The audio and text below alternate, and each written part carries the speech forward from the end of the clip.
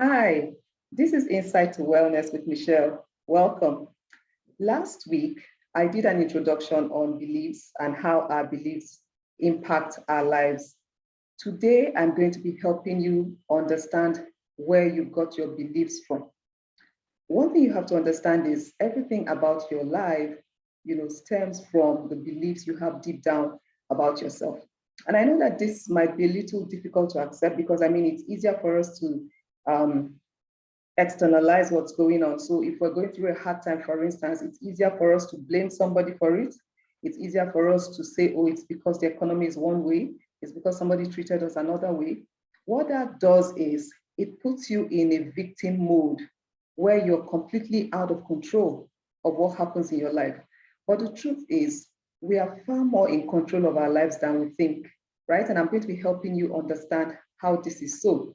So if you are if you're watching me for the first time, I'd like to welcome you and encourage you to hit the subscribe button and turn on your notifications so that you can get more videos when I share them. And if you're returning, if you've seen my first video and you're returning, thank you so much for being here and keep following me. Okay, so let's dive into it. How did we come about the beliefs that we have about life? How did we come about our beliefs about life? Okay, so the first thing I'd like us to explore is, what are the things you believe? Let's look at some of the beliefs. What are some of the beliefs that you have about, say, men? So if you're a woman, for instance, what do you believe about men? Okay, all men are scum. How did you come about that? Okay, men are insensitive. How did you come about that? If you're a man, what do you believe about women? Women are emotional, women are not rational, women are not intelligent. How did you come about that? Okay, what do you believe about marriage? Marriage is not for everyone. If I don't marry, I'm not good enough. How did you come about that? Sex. Oh, all men want is sex. How did you come about that? Relationships, money. How did you come about the beliefs that you have about money? Oh, money is hard to come by. If you don't steal, you can't be rich. How did you come about those beliefs? So this is an opportunity for you to begin to, really dig deep, really go inside and ask yourself, how did I come to believe the things that I believe? Some of our beliefs are so ingrained, we defend them, even though we've never really sat down to ask ourselves, why do I even believe this thing that I believe? Okay, so how are our beliefs formed? There are three key areas I'm going to be looking at today. And the first one is our upbringing. Okay, so how are beliefs formed through upbringing? The words said to us, the words not said to us, the attention we received or not. Okay, so if you grew up hearing that you're useless, you're good for nothing, your younger brother is better than you, you're not going to amount to anything, it's very likely that at your core, you're still suffering from that. You still feel insecure. You still feel you're not good enough. And it doesn't matter if you've accomplished great things. It doesn't matter how well you're doing. At your core, there's still, in fact, people who were told, who were put down growing up, what pushes them to achieve is that they're doing it because they want to prove a point to the people who said to them, you're not going to amount to anything. So it's not coming from a place of wanting to excel because that's what they want to do. It's coming from a place of wanting to prove a point. So sometimes when they feel like, oh, there's nobody to prove to, they might lose steam.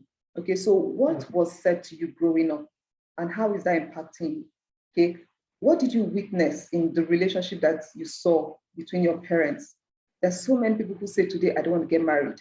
And it's because of what they saw, between their parents. So this marriage, there's no use. I don't want to get married. And it's there.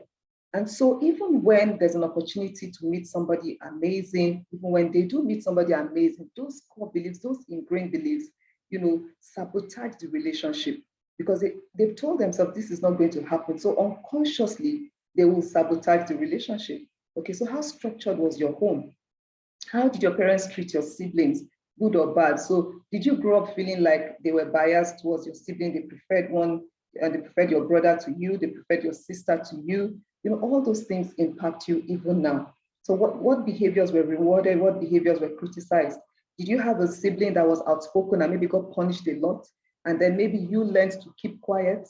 And today, you can't even speak up at work, because people who speak up always get into trouble. Those beliefs are ingrained, and we really do not understand how they impact us. How did your parents handle difficulties? How did they handle conflicts? Did you ever see your parents, sit down and, discuss, argue or engage positively when they disagreed? Or was it that every time they disagreed, it was a fighting match, a shouting match, things thrown here and there? All these things, form the beliefs that we have deep down. There are people who believe that if you don't fight, if you don't break bottles on each other's heads, that means you are not sincere in your relationships. They don't understand that it's actually possible to be in a relationship and not fight and tear, each other apart. It's possible. They've never seen it modeled to them. So they think that if you are not shouting, that means you are not fighting enough for the relationship. It's all about how they were raised. The second thing that impacts our beliefs is the environment we grew up in. Okay, but before we go into that, let's do a quick reflection. I almost missed that. So what I'd like you to do now is think back on your upbringing. How do you think the way you were raised has impacted the way you view yourself and the world? So think about it, the words said to you, the affirmation and validation you needed that wasn't given to you, how you saw your parents interact with one another, how has that impacted you today? And how is that affecting you at work? How is that affecting you in your relationships? How is that affecting your mental health? Are you, an anxiety? Are you consciously or constantly anxious? Are you constantly falling apart when you encounter difficulties? All of that you can trace to your early life. The second thing that impacts our beliefs is our environment. Okay, so what kind of neighborhood did you grow up in? Was it quiet? Was it noisy? There are people who tell you, I cannot live in a quiet place. So I cannot just go out now and see a bookie, and they think that that's the only way to live.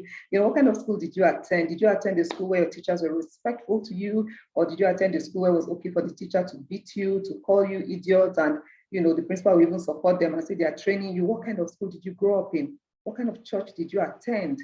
Were your parents constantly in church while you felt neglected? It might be the reason why you don't particularly like church today. Do you understand? What kind of friends did you have? Did you have friends who were supportive, or did you have friends who constantly put you down? That might be the reason why you find it difficult to reach out for help when you need help. Okay. What kind of music did you listen to? What kind of shows did you watch on TV? Are you constantly exposing yourself to the news? Now, imagine if you grew up in a home where the parents were constantly falling apart when there was a problem, and then you're filling yourself with negative news. What kind of, how do you think your mental health will be? You're constantly going to be in a state of anxiety, okay? What was your home like? What was the environment in the home like? Was it safe? Was it chaotic? Were you constantly waiting for the other shoe to fall? So did you feel unsafe when everything was calm? Because you knew that somebody's going to call me now and find the fault. And you see, in relationships, and I'll talk about that later, and in relationships, there are people who don't feel safe when the relationship is calm. So they might leave saying, oh, guy is so boring. He's so boring. Everything you just be begging me. You just be saying sorry. I don't even know. Do you understand? So they can't thrive in calm. So if there's no chaos, if they're not fighting, breaking bottles, shouting, tearing each other apart, they don't think that there's love. So what kind of relationship, what kind of environment did you grow up in? Okay, so some reflection. Think back on your upbringing. How do you think the way you were raised has impacted the way you view yourself and the world? Sorry, how do you think your environment has impacted the way you view yourself and the world? And then the last thing we're going to look at is your significant experiences, and this could be good or bad. So if you're somebody who is really confident today, and maybe growing up, you had a lot of people tell you, oh, you are proud. And it might just be because you grew up in a home where you were affirmed, where your parents, spoke positive words to you, and you just grew up feeling like you can accomplish anything. You know, people who grew up in a different kind of environment will see you as proud, will see you as Ubasabi, will see you as I too know, you know, that sort of thing. So what kind of environment, what kind of experiences did you have growing up? So did you experience abuse? Did you, whether it was sexual, physical, or emotional? Usually if you experience abuse, it makes you feel like you're not worthy. You constantly carry with you a sense of shame. You haven't done anything, but you just feel shame. So maybe it was emotional abuse, maybe it was physical abuse, and maybe you even have wounds to show, scars from 20, 30 years ago to show for it. Was it sexual abuse where you feel like your body, you almost don't feel safe in your body? All these things impact the beliefs you have about yourself and about the world. What about poverty? Did you struggle with money growing up? And has that impacted the way has that impacted your relationship with money? There are people that they just want to be seeing the money in their accounts. You know, they don't have any financial skills. They know how to make money, but that's all there is that they know about financial literacy. So they're afraid to invest. They're afraid to do anything other than amass the money. And it's just because there's this thing deep down that is afraid, you know, that tells them, don't part with that money or you might lose it. Don't, so they amass wealth, they amass money just to feel safe. They just like to know that I have so much money in my account. That might be as a result of what they experienced growing up, or they might just be shopaholics. Whether they need the thing or they don't need it, as long as they are selling something, they will buy it. You know, just to fill that gap that was created as a result of the lack they suffered growing up. Okay, what about domestic violence? Did you witness it? Even if it wasn't done to you, did you witness it? You know, it can create a sense of instability in your life, because if you witness one parent being violent to another, your sense of safety becomes shaken, because that parent is somebody that that's like an anchor to you. And now you're watching that person being beaten, it can damage you. Okay, so were you the smart one? Do you now feel like, oh, if you're not achieving, then people are not going to like you?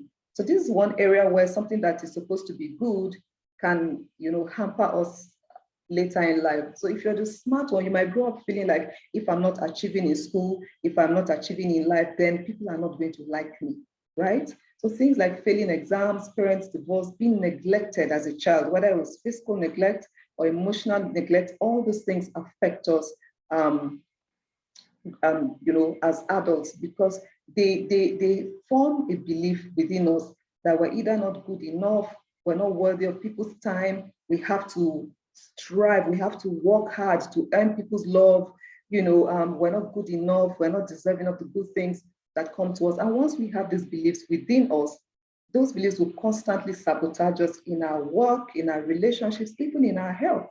You know, so growing up, what experiences have you pushed to your subconscious, you know, something that you find difficult to talk about, and how do you think those experiences have impacted you today? I'd like to read your comments, and if you've enjoyed this video, I'd like you to subscribe and hit the notification button so that you can get more videos when I share them. Thank you so much. I'm going to leave you with a task for the week, okay? What deeply held belief do you now realize you have to let go to move forward in your life? So maybe before now you've been blaming people. Oh, it was what this person said, it was what this person did. But now you realize that it's more about what you believe. Because see, no matter what anybody says to you about yourself, if you don't already believe it deep down, it's not gonna affect you. So most times when we react aggressively to what people say to us, it's because deep down we actually believe what they say. So what deeply held belief do you now realize you have to let go of to move forward in life? Thank you for being here and watching this video. See you next time.